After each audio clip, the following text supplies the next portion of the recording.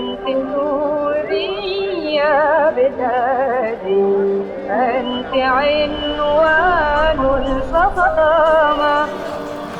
كل من يتقيك يوما طابعا يلقى حماما.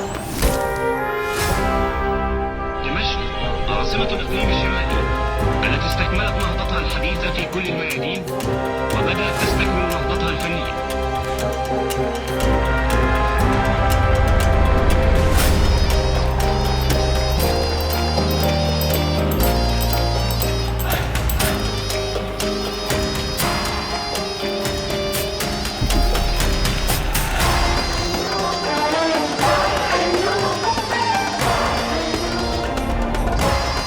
هذه دمشق وهذه الكأس والراح. بيناتي وطلبي انتصار سوريا على فرنسا.